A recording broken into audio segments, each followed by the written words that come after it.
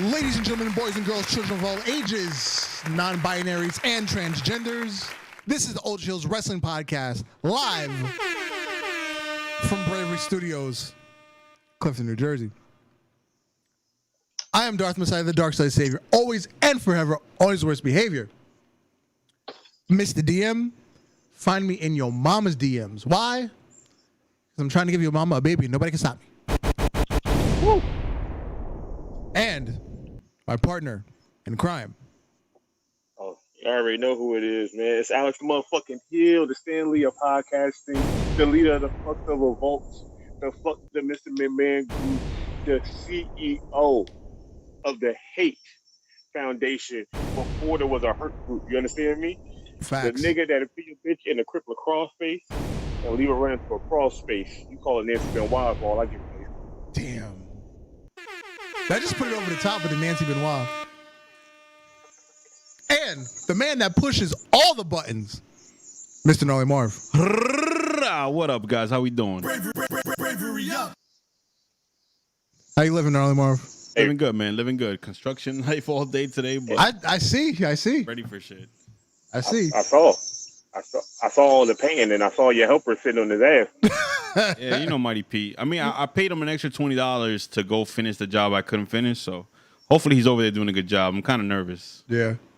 All right. What color are you painting it over there? It's gonna be white, but the okay. But the brick wall and the wooden wall, you remember how we had it before? It's gonna have that back on it. Oh, okay. He just has to put primer on it. But I'm scared he's gonna go too high with the primer. Because after 8 feet, all the walls turn black. So please don't pass 8 feet, please. Gotcha. Please. I'm about to say, Did you tell him before you sent him over there? Yeah. So you didn't get the paint with the primer in it? You didn't get the white paint with the primer from Home Depot? No, because there was already black paint on the wall. Because the guy that sprayed the ceiling, he sprayed too much, and there's black paint everywhere on every wall. So I just got the ultra strong, what's that shit called? Kills primer, and it's like supposedly the best one. Yeah. You know, so I didn't get Home Depot sell a paint that does primer that's white, and it also does black primer too. So it also has the primer in it for black. I mean, the guy I paid to spray the ceiling, he did a good job on the ceiling, but it was like a freaking like rain the splatter. Shower. It was just like there was so much black paint dripping. It's just everywhere. The floor, the door. It's like I should have done that first before anything else. And that's your carpet in the hallway, right? Yeah. Thank God the carpet's in the hallway, not in the room. He would have painted that shit too. Yeah. Hey, look, before we get started, I want you to know, see how bright it is outside? Word. We're going to see how dark it gets. Let's see how dark it gets. Because I can see the crevice of the window here. So it's cloudy here, but the sun is out. Yo, it is like Lion King weather. See how dark it gets. And in Alex's camera, it's like Lion King weather over there. Word. All right.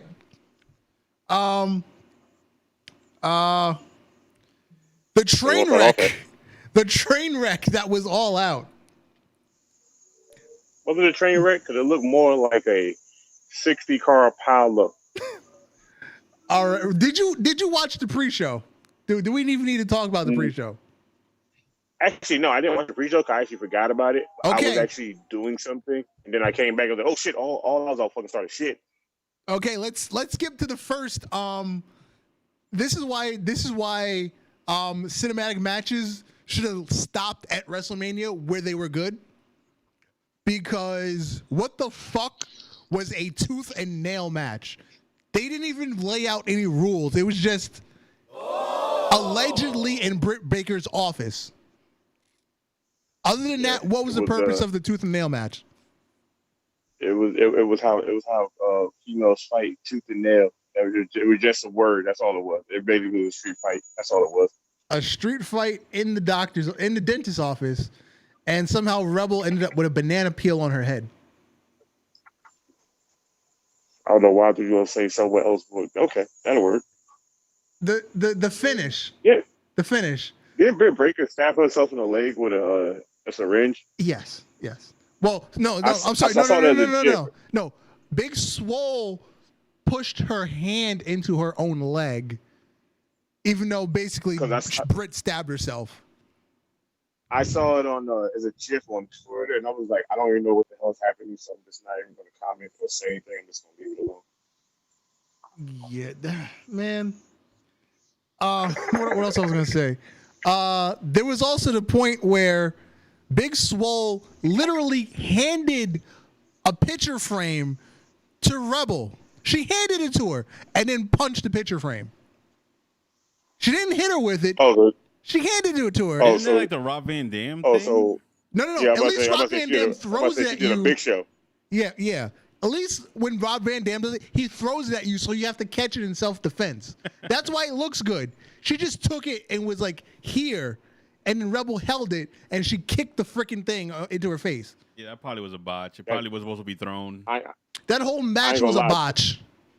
Look, I ain't gonna lie. That's a Big Show move when he used to get the chair. He would have his fist ready and one throw the punch until he saw the chair up in your face, and then he would throw the punch. I was like, bruh, it don't look real. It's like you just waiting for them to turn around so you can set this shit up and get it over with. Yeah. Now, apparently, I was more generous than Dave Meltzer because he didn't rate the match at all. I gave it a 0.1. Hey, look, I'm going with Marvel. I'm going with Marvel comments. The world will be better off when that man is dead.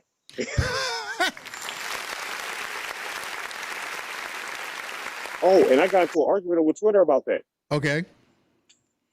Apparently, when he did that, some guy posted and told myself, this is why Marvel won't survive AEW and couldn't survive WWE for the simple fact that he said something so stupid about Dave Meltzer. I was like, what?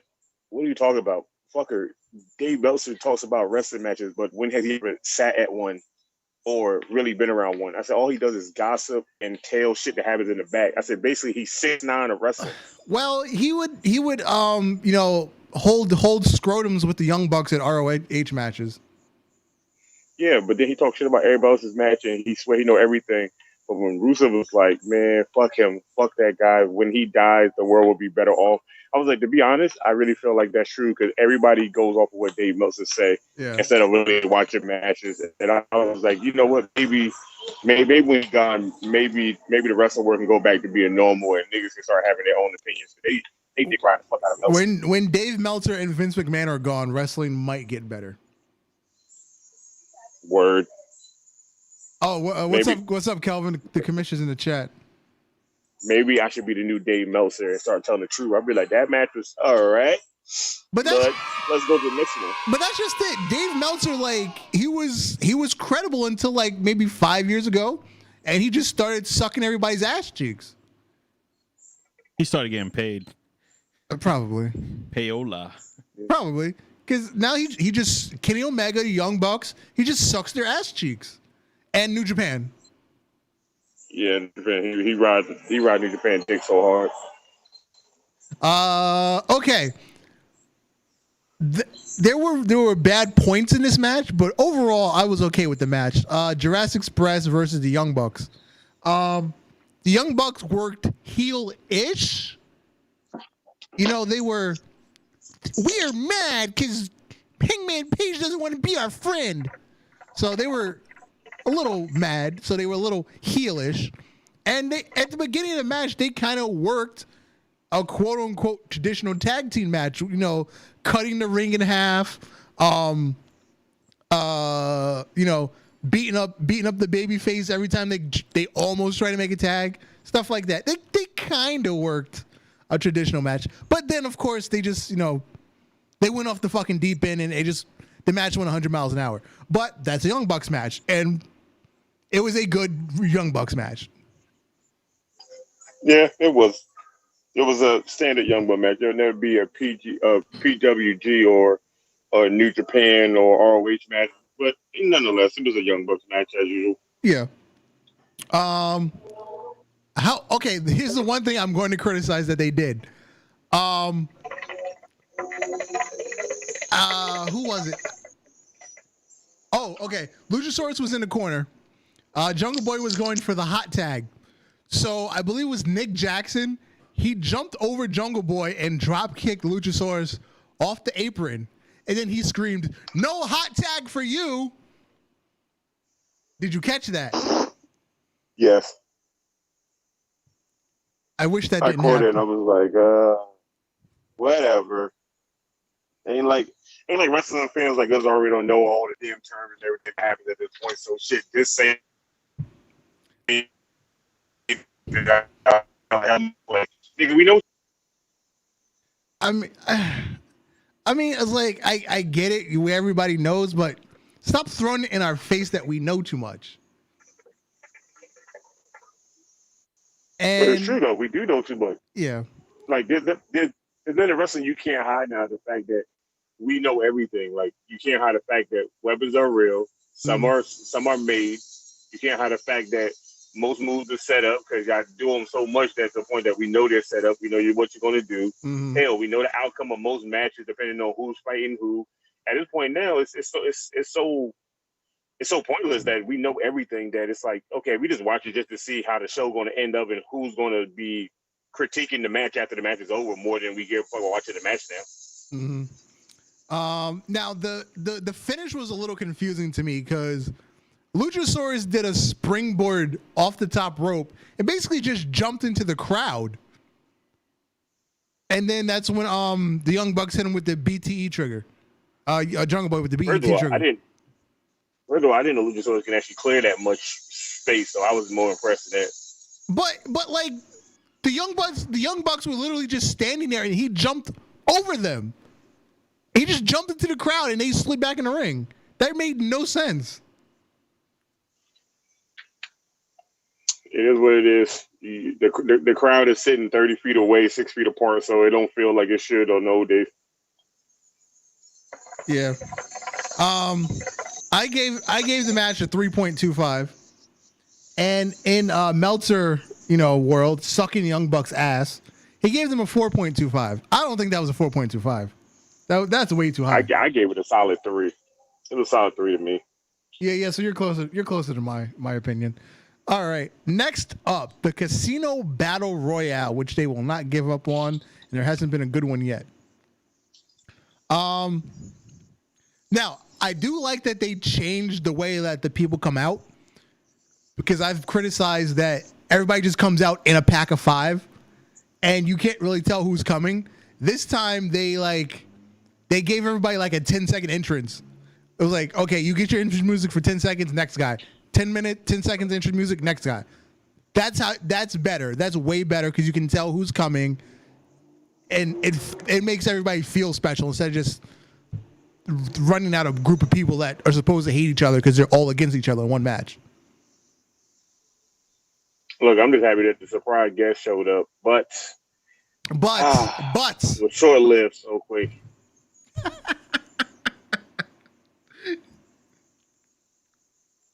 Matt Sydal. I'm mad. I'm so mad. Look, I'm so mad because I was like, okay, Matt Sydal is here. Okay, cool. I'm about to see a beautiful shooting star press. And he goes to the top rope, and I'm waiting, and he jumps, and his right foot slips off the turnbuckle, and he comes down with the meanest one-person last ride I have ever seen in my life. A one-person last ride. That's a perfect description for that. Now, and it hurt my heart, but it hurt my heart for the fact that I was so happy to see him. And then when he landed, I was like, he should just eliminate himself because that just hurt my pride.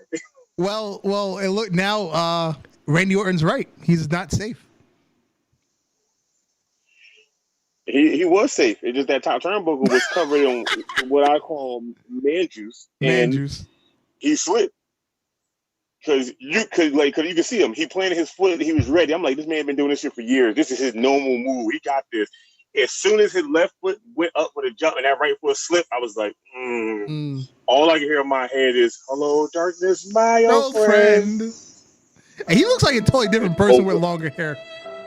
Oh my God! If this would have played when if somebody makes this a and use this beat, I swear to God, I might piss my pants. Oh man. Now there was the other the spot that it just made zero sense when Darby Allin came out. And what was it? Was it Kingston? Was it Eddie Kingston? He put him in the body bag and then threw him out the ring? Yeah. Why? No. I'm sorry. That was Brian Cage. That was Brian Cage and Ricky Starks. But why? Why did you just? They jumped out the ring. They got the body bag, threw the body bag in the ring, put Darby Allin in the bag, and threw him out the ring. Why? Why would you do that in the middle of a battle royal? Because it's a battle royale. There ain't no real direction. It's just a direction of you get eliminated, and when he get eliminated, you get eliminated, and this is going to be the winner. Y'all do whatever the fuck y'all need to do in between this. Oh, and they dumped thumbtacks into the body bag before they threw him out. I think everybody stop trying to be Abyss. Yeah. And Mick Foley, and just leave that alone. Yeah. I want to be. I want to be the niggas that was in ROH. Some niggas didn't pull out thumbtacks. They pulled out some Legos. Do something different. Oh yeah, that is different. Legos. Yeah, Legos do hurt like a bitch.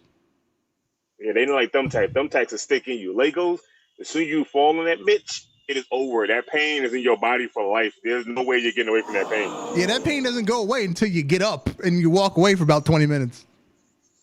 Shit, I'm gonna fuck walk away 20 minutes. So what you doing? I'm getting in my car and I'm driving home from Florida to New Jersey. No, Jacksonville, New Jersey. I'm not even trying to look back. Now on Dynamite, Eddie Kingston said he was never legally eliminated. Did he go through the middle rope before he did that move? I think so. Because I didn't rewatch it because I deleted it from my my laptop before Dynamite, so I didn't go back to watch it. I don't remember him going on top rope. I just remember coming back from coming back and he was on the apron already, and I was like, I don't remember. I was like, that'd have been quick for him to get thrown over the top rope, but he was already on the apron fighting, and then he got knocked off. Exactly. I was confused how he got to the apron. So, well, maybe this leads to, I don't know, Kingston versus Archer before Archer has his title match. I don't know, but I'm okay with Kingston versus Archer. I'm okay with that happening. Oh yeah, absolutely. That's just gonna be two dudes just beating on each other. Pause. But yeah, Archer should have won. It had to be Archer or Brian Cage. Nobody else should have won that match. Well, I did say last week my dark horse was Eddie Kingston, so at least Kingston was in the final two. I gave that match a 1.5. How about you? Yeah, 1.5, 1.53, whatever you want to call it. It would never get a 2. Mr. Meltzer gave it a 2.5.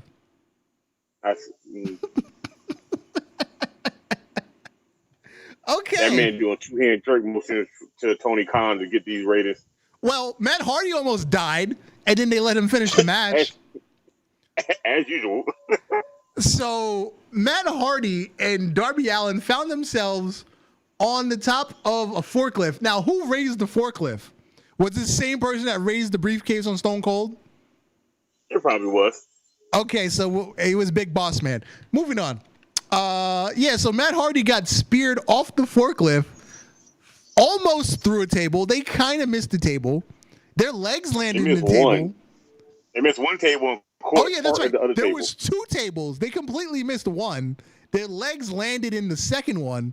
And Matt Hardy just splattered his head on the concrete 10 feet below. Now, my thing is, like he's saying, they let the match continue.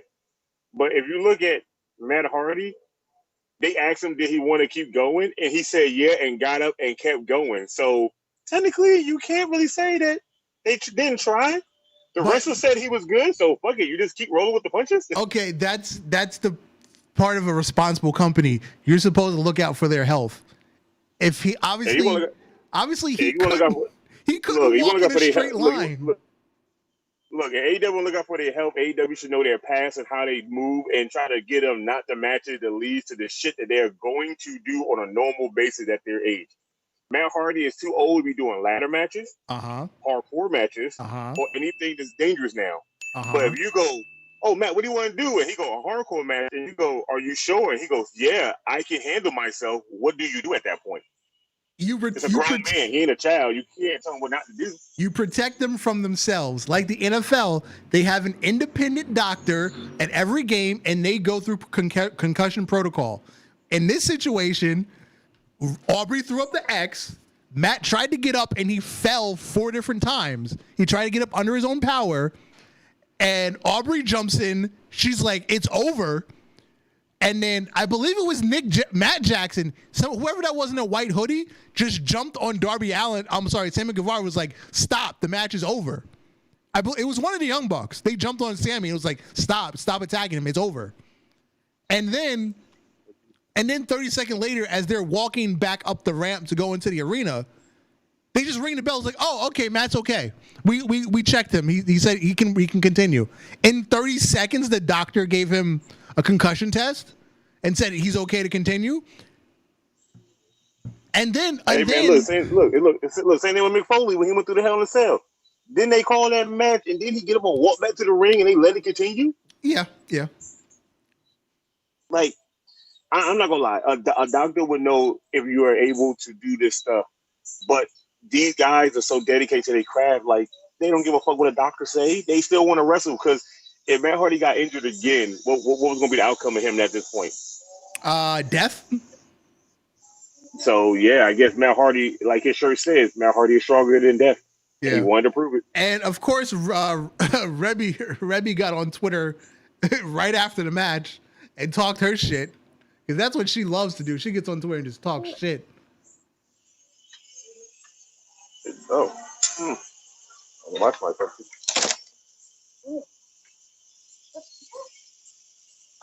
Okay, there we go. Yep. Oh, so yeah, they let Matt come back, and then they cut all the way to the finish or whatever the match was supposed to be. Sammy and Matt climbed the entranceway, and Matt kicked Sammy off the entranceway into a crash pad. Same way he fell into a crash pad at the football field fuckery. That's what you call it, the football fuckery? Yeah, the football field fuckery. Yeah. Yeah, same shit. They don't even hide the crash pad. You just see it as he's laying there. At least when Shane jumped off the cell, you saw the crash pad when he hit the table, but after that, you didn't see it. It's in Shane's defense. Shane do drugs before he jump over shit, so I don't get that what nobody says. Allegedly. But I don't care a fuck what nobody pays me. I'm not jumping off anything that high through a small ass crash pad. You gotta give me one of them big ass ones they do with suicide jumpers. The second time he did it against Kevin Owens, there was no crash pad. He took that shit raw. You gotta be fucked up. That's not happening. And then when Kevin Owens jumped off the WrestleMania sign this year, he did that shit raw too. There was no crash pad. But Kevin Owens is a psycho. That's different. That's a different ballgame, man. Yeah. What did Calvin say? Put some gummy bears like how the Young Bucks did in PWG. Okay. Oh yeah. Like putting gummy bears. Putting random stuff in the ring. What do you rate this match? Just because Matt Hardy didn't die when he should have, I give it a 2.5. I gave it a 1. And Mr. I only get 2.5 because Matt kept going. And Mr. Meltzer did not rate the match. Hey man, it didn't have one of his guys in it, so he didn't care. Yeah. Now, what I thought was going to be a sleeper match, Thunder Rosa versus Hikaru Shida. It wasn't bad, but it wasn't good. It was just there. It was better than any of the women match they had in AEW. That's just the thing. Their best women's match ever, it was just kind of there. I think it was a style clash. I don't think they had chemistry. They didn't. You could tell. But they went all out, though. Yeah. Yeah. What did Meltzer give that one? Meltzer gave it a 3.5. I give it a solid 3 just because it was a good match for a women's match at AEW. Wait, what? Every women in AEW has either been one-sided or just been bad. I wrote 2.75. It was just there. It wasn't bad. It wasn't good. I can't really complain about anything other than the lack of chemistry. Now, here was my favorite moment of the night. I popped like hell when this happened. So Kip Sabian's cutting a promo. He's talking about him and Penelope Ford are getting married. He's going to announce his best man on Dynamite. That part is irrelevant. So he suddenly plugs his Twitch channel. He holds up a sign and plugs his Twitch channel. And at the bottom of the screen, it says, "This message is sponsored by All Elite Wrestling." That was a You were watching a master at work. That was a clear shot at WWE and their new policy on third-party networking, i.e. Twitch, Cameo, YouTube, yada, yada, yada. I popped I'm okay with that. so hard. I was so happy to see that. I was happy to see the bottom of AEW sponsored this. I was like, bro, I love AEW just a little bit more just for that one shot. That was the moment of the night. It was all downhill from there. Then we had the Dark Order versus Team Cody, and that was just a clusterfuck. Nothing really happened. Like it should have been. It should have been. It was just a clusterfuck. Somehow Meltzer gave that a 3.5. I don't know how he gave that a 3.5. Yeah, Colt Cabana lost it for them. We all know Colt Cabana is going to get kicked out of Dark Order, obviously. Probably not. He probably gonna get yelled at in the Vince McMahon away turn. Well, I can see him getting kicked out and then winning the TNT Championship. I can see that happening also.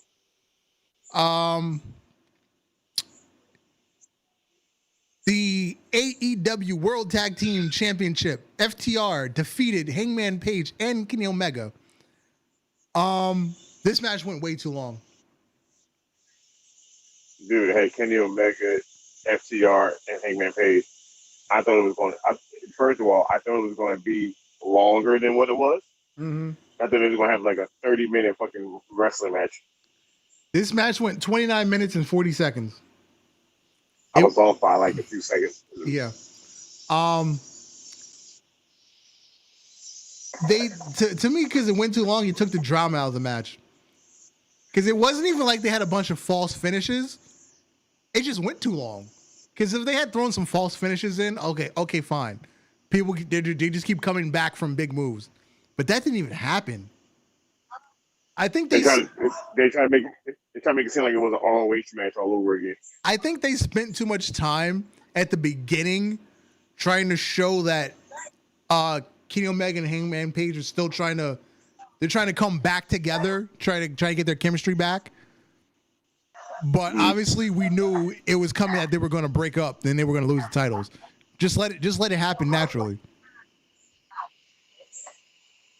It's already been happening naturally on TV and everything else they've been doing, especially all elite, being elite. So at this point now, shit, I was like, man, look, this is the belt. Like, Jesus. I'm cool with a 30-minute match, but I'm cool with a 30-minute match when there's a crowd. There's a lot of people yelling and screaming. Now, this shit is too damn long.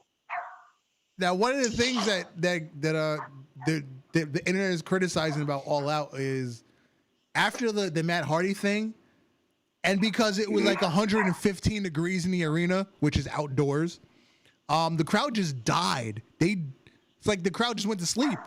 It was so quiet. They probably did. They probably did in that goddamn Jackson fucking Ville heat. And the humidity. It's not only is hot. It's not only is it 115 degrees, but it's like 95% humidity. Oh, fuck that. Sean, you got wrestle tonight. Suck my dick.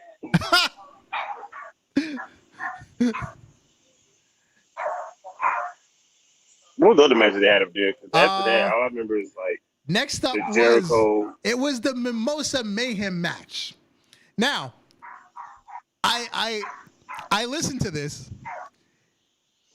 Before the match, Jericho cut a promo, and he was describing the pools of mimosa. He gave 3 different sizes. He said 80 gallons, he said 500 gallons, and 100 gallons, all in the same promo.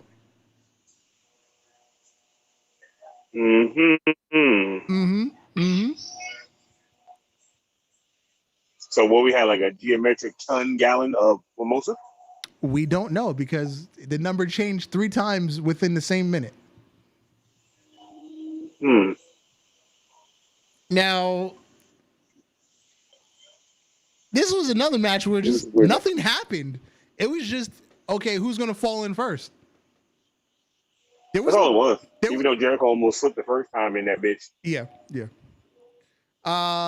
There was a Walls of Jericho at one point. There was a code breaker. And I think there was an orange punch. And that was about it. That's all I expected. I didn't expect them good. I didn't expect them much of that match. I didn't expect Orange Cassidy to win. That's all I expected. Oh, wait. Going back to the rating. Because the greatest wrestling artist ever, Kenny Omega, was in it, Meltzer gave it a 4.5. No. God, no. A 2.75. I gave it a 3. So yeah, the young. I give it 2.75 because it's always gonna be fuck the revival, and Kenny Omega have been paid to get it too. The young Bucks got a 4.25, and Omega got a 4.5 because he loves to suck on their asshole. I'm telling you, when their shit pop up on screen, Meltzer put that shit on his big screen. He grabs his bottle of lotion, he grabs all his paper towels, and he go to town on himself. Okay, main event. MJF lost to Jon Moxley.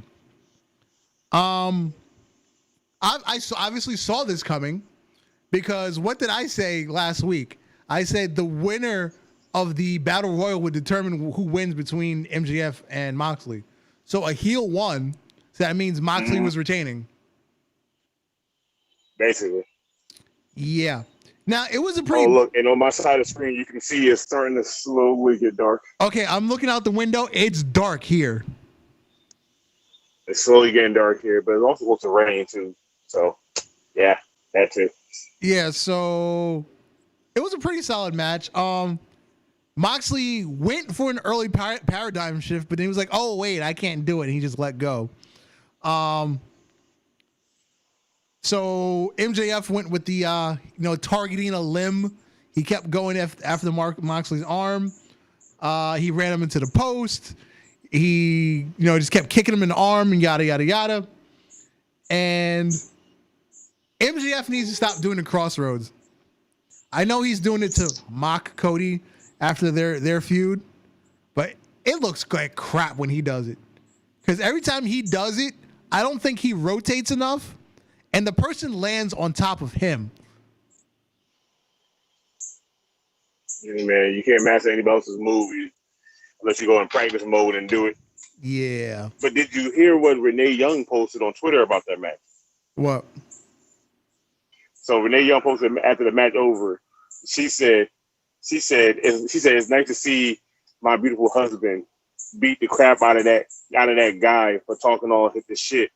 So MJF got in a tweet going, your husband's a cheater, and at the end of the day, he can't beat me. She replied back with, hey kid, this is a man's game. Maybe next time you'll win. Well, that's because Wardlow tried to distract the ref, but while he was distracting the ref, Moxley hit the paradigm shift, and when the ref turned around, he just pinned MJF. That's not cheating. That's just called, good tactics. Yeah. Meltzer said 4.25. What did Meltzer give that? 4.25. 3. I gave it 3.75. Yep. Because it was the best match of the night. It was. It really was. It makes me more sad. Yeah. Going back to SmackDown, Heyman, he cut a Heyman promo, and Roman stood there like Brock and just made mean faces. I'm not gonna lie though, Heyman cut the best Heyman promo he ever did in his life. There was no yelling, there was no spit flying out his mouth. It was just a calm Heyman explaining why he's here and who brought him back, and then gave Roman the mic and let Roman talk. He can't do that to Brock because Brock can't talk. Jey Uso was added to the, is it a tournament or is it just a 4-way match to face Roman Reigns? No, it's not a tournament format. It's Jey Uso versus Roman Reigns. Oh yeah. It's Jey Uso versus Roman Reigns. Yeah, okay. And that's it. It was like a triple threat or fatal 4-way match to determine who was going to go. Yeah, okay, that's what it was. That was what it was. So that will be at Clash of Champions. You're gonna have a Samoan on Samoan match. Most likely, well, what some people are saying is a preview to WrestleMania, which will be Rock and Roman. I don't know if they can talk the Rock into it. I will tell you, I don't know if they told the Rock into it, but the Rock did state something a while back when Roman won the first time. The Rock said that he congratulated him, and then he said something the likes of maybe one day we might can get in the ring together. And I was like, I don't know if that means a teamwork or one-on-one, but after that, I stopped caring. Yeah. Yeah, that was SmackDown was uneventful. It wasn't too crazy. It was a better than usual episode, but it wasn't super eventful. I'm just waiting for Bray Wyatt to reveal his new friend. Little Miss Bliss. No, he's revealing a new friend to the Firefly House. WWE already trademarked some weird ass name for another puppet, so there's going to be a new one. I think it will actually be there tonight. Yes. I think it's going to be Alexa Bliss related because why else is she standing in front of the TV watching him all the time now? They saying Alexa Bliss might replace the witch in the window. Abby the witch. Yeah. I mean, okay, but at this point right now, it is what it is. I just want to see where they're trying to go with this shit. That's all. Yeah. I just want to see where they go with it before they kill Roman Reigns, or not call Roman, kill Bray Wyatt off again, and he goes back to being the jobber guy that everybody knows him to always be. Well, no, the smooth talker that loses every big match he's ever in. Oh yeah, that too. Even though that's also Dolph Ziggler, but yeah. Yeah. Moving over to Raw. Raw was this was a really good episode of Raw. I wasn't excited about McIntyre showing up in the ambulance, but him showing up and getting his revenge on Randy for the 3 punt kicks with the 3 claymores, loved it.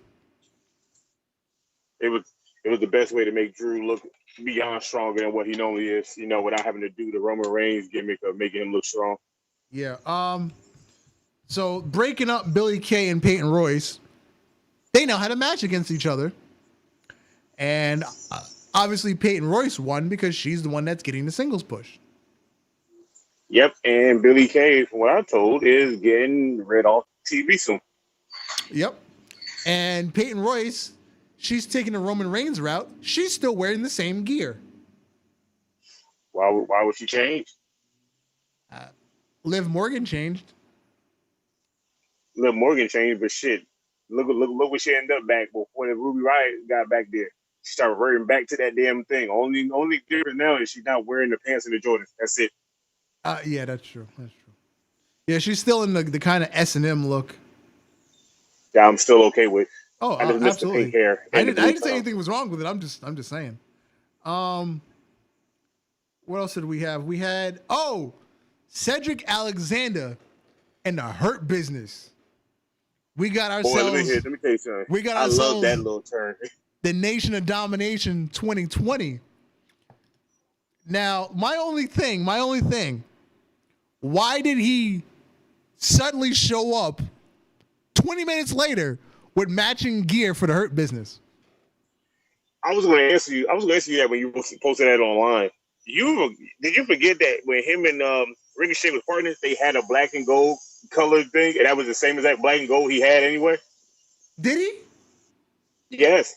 He had the red pair, the light army fatigue pair, okay, the yellow pair, and he had the black pair. The black pair he only wore once. The yellow one they wore the most. But the black pair he wore right around the time they had just became a tag team. He wore it that one time, and then they started wearing the same exact colors.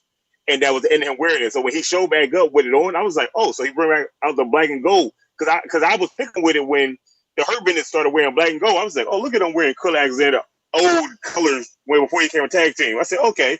And then I seen the car with it, and I was like, oh, huh. I wonder if they had this already set up, and they was like, look, we're going to use the same colors of the gear you got already. Okay, now I was going to order a T-shirt. Here's the funny thing. If you go on the WWE website, it's a Bobby Lashley T-shirt. He gets credit for that T-shirt. Business? Yeah, he gets credit for that T-shirt if you buy one. Well, you got to think about it. He is the CEO, so I wouldn't think that his would be his shirt. Yep, that is a Bobby Lashley merchandise item. I ain't gonna lie, I do like it though, because the credit guy here just says, is what it says. It says, I'm in. No, they all say that on the back. It says, I'm in. I know. I kind of just want one just because of that. So yeah, I might be having a Hurt Business T-shirt soon. I didn't know it yet, but I was just looking to see. How much is the shirt? Like $45? Well, no. WWE shit is not fucking $40. That's if you buy AEW T-shirts. Like I hate MJF. First of all, you got to buy the fucking premium T-shirt because otherwise you get that one that's like you can fucking rip it with your fucking pinky nail. So you got to get the premium one. So that's like a $5 upcharge. And then for, big niggas that need 2X and bigger, that's another $5 upcharge. So that's now $10 on top of the $30 T-shirt. And then they don't do discounts like WWE does where, buy one at full price, get one for $1, or buy two for $30. They don't give discounts like that on AEW Shop because AEW Shop just uses pro wrestling tees. Because once you order your T-shirt and you go to the page to pay, it's pro wrestling tees. That makes sense. I do like the I hate MJF shirt, but I'm just saying this shit's overpriced. I paid fucking $96 for 3 T-shirts, or I can go on If I think the best WWE deal is probably the when anything's on sale for $10. You get 3 shirts for $10. I could have got 3 shirts for $30 if it was that particular deal. First of all, when the fuck is that deal? Because I'll be missing that one. Because every time I go there, it's always that buy one, get one for $1 shit. You got to pay. Okay, the buy one, get one for $1. That's basically 50% off. You're getting 2 for $25. But yeah, that $10 one is very rare. It's very rare. But you got to pay attention to when they're on TV because that's when those deals come on, while the show is on. I had to look into that. Yeah, WWE, they know how to market their shit. They move shit. I mean, still forever. Except the titles, nobody's buying their fucking $500 titles. Even at 30% off, nobody's buying them. I'm gonna tell you right now, I still want that damn attitude belt, the circle one. So okay, best believe, I still one day I'm gonna get that. The Fiend belt is still there for $1,000, right? And I've seen some people have it already. I would not fucking pay $1,000 for that shit, or $700, whatever it is. The only reason it's priced so high because it's damn near the same quality as the real title belt. It is heavy. It is gold plated for real with like real gold. The gems are not real, and the leather is real authentic, real leather. Like they have the real belt, so they got to charge you whatever price all that shit. Unless you want the regular one, that's plastic leather. Metal to just paint it gold after a couple of months and you touch it too much, it goes to being silver. So for that price, they charge you for basically for them to be damn near making a real replica, almost a damn belt, except for the little stones aren't real, even though their stones ain't real worth shit either. And it's not really gold like how WWE this shit is. That's the only thing difference. So you remember? Because have you seen their signature belt line has gotten bigger? Yeah, it has. Yeah. Because China's got one now. You've got an Edge one. You've got an Undertaker one. You got an Eddie one. You got a Rey Mysterio one. Yep. A Triple H. Yep. A Undertaker. I still don't care what nobody say. Undertaker shit to me was probably the coolest looking one because it didn't look like no other belt. It just looked. It was a belt made just Undertaker. It was a signature belt. Everybody's belt just a regular title belt with just some like their tights put onto the damn leather. That's it. Now, that's the thing. Everybody was hating on China. It was like, oh, it doesn't look like anything. No, it looked like her fucking gear because she always wore leather with studs. So it looked like her gear. I liked it. I thought the China one was good. Somebody online that does belt creations in Photoshop did one, and then he showed his he did months before when they like first started talking about China and dubbed her. And he gave her a DX version of the belt when she first got together with Shawn Michaels Triple H. And I said, that shit look a lot better than her studded one. Her studded one is like a belt somebody just got and they bedazzled. Yeah. On SmackDown. Thanks, Kelvin. I missed Bailey. Oh, wait a minute. You got one thing on Raw. You got the whole Dominic and Murphy. Oh, yeah. I was going to get to that. But Kelvin just reminded me of something I missed on SmackDown. Bailey finally attacked Sasha. They're finally broken up. I totally missed that. She damn near pulled off the wig. Her motherfucking lace front. Yeah. She almost pulled that shit off. And then she looked at Mary. She looked at Mary. What she said? It's not the boss time. I was like, oh my god. Why? So heel Bailey can be good. I remember X-Man Damn kept saying he doesn't like heel Bailey. I was like, heel Bailey has potential. They just have to give her good material to work with. Like you made this girl change her gimmick, get rid of her wacky inflatable two-man, and then she cut her hair to give a heel look for her to still be damn near a role model. What the fuck? What was the purpose of all that damn changing? Oh, did you see her new T-shirt? It's you know how The Rock says "Know Your Role." It says "Know Your Role" model. Wow, that's lazy. Whack. That is whack. Whack. Yes, that's her new T-shirt. Know Your Role model. Yeah. Okay, back to Raw. Dominic. It was okay. What was it? Payback was Bring Your Parents to Work Day, right? So he had his mom and Ray. Apparently, Raw was Bring Your Whole Family to Work Day because now his sister is there swinging kendo sticks on Buddy Murphy. No, I'm sorry, Murphy. And she hit him in the face twice.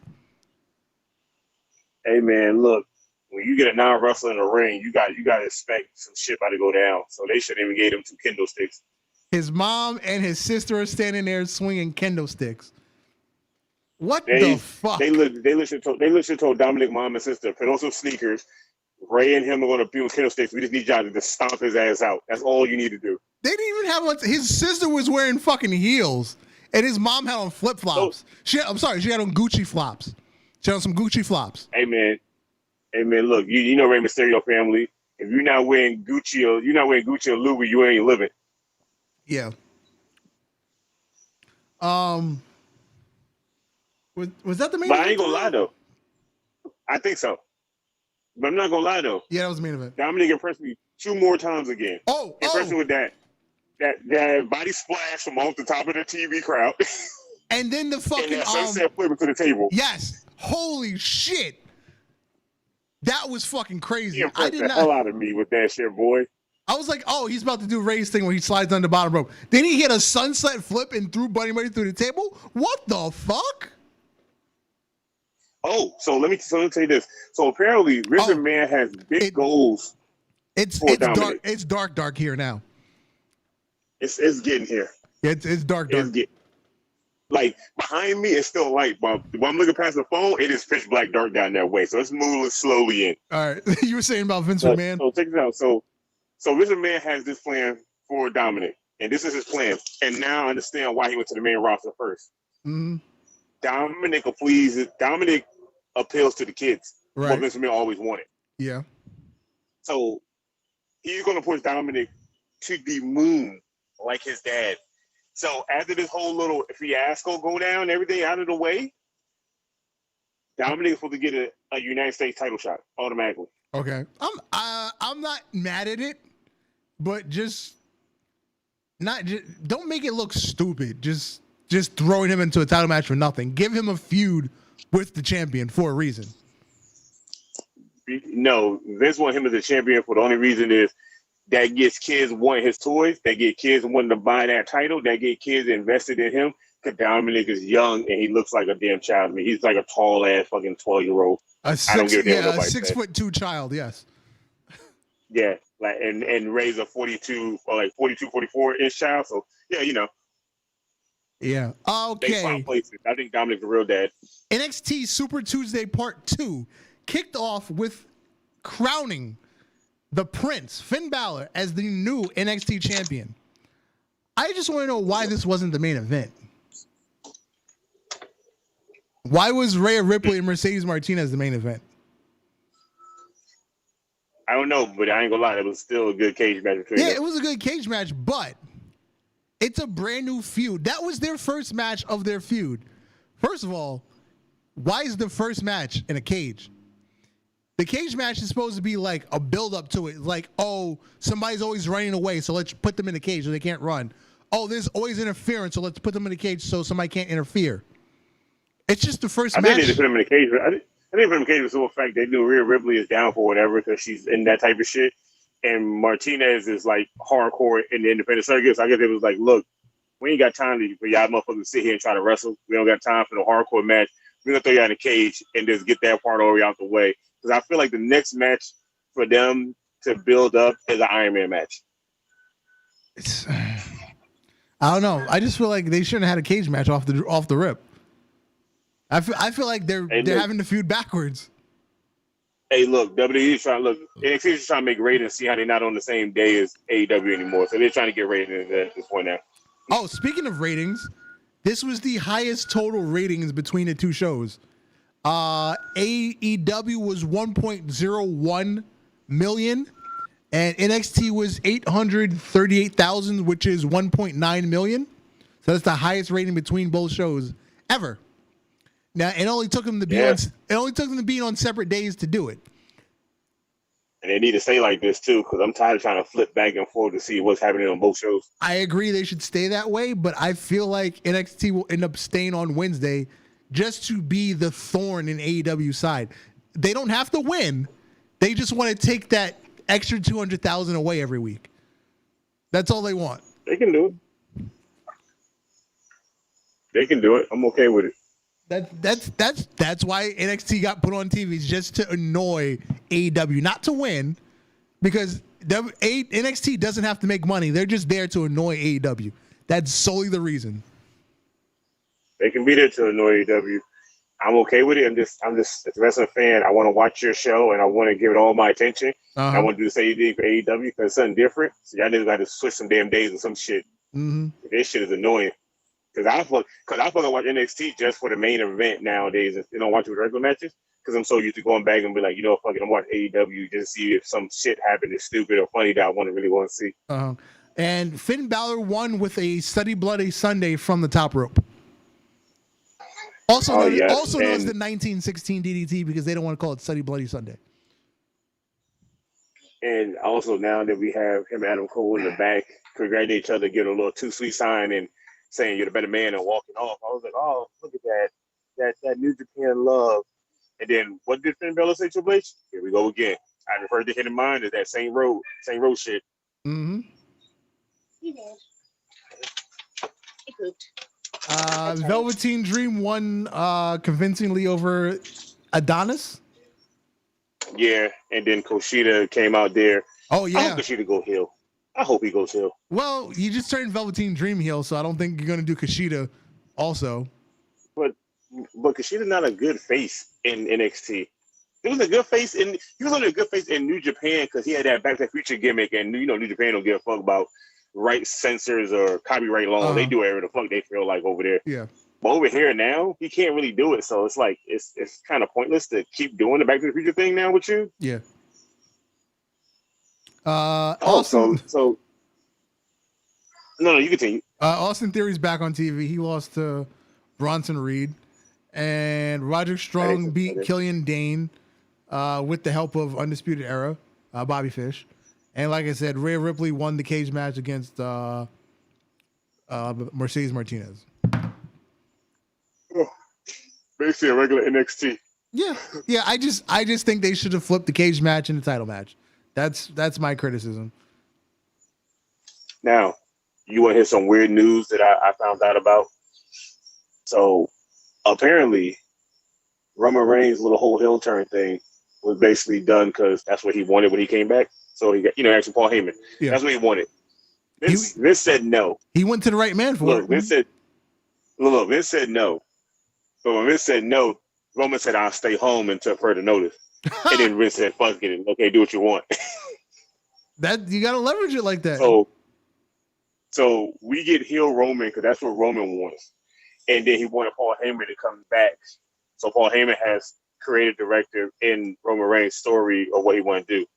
Now, the thing is, Mr. McMahon is still talking about doing a superstar shakeup for Raw and SmackDown again. And he's talking about switching the champions. and putting the Universal title back on Raw. Okay. But taking the blue title off Roman and updating it to a more prestigious version of a title that looks almost like the Attitude Era belt. Okay. And Vince McMahon said from what David told in the back is he wants the belt to be prestigious and not taken as a joke anymore. So it's time to change the belt to something better.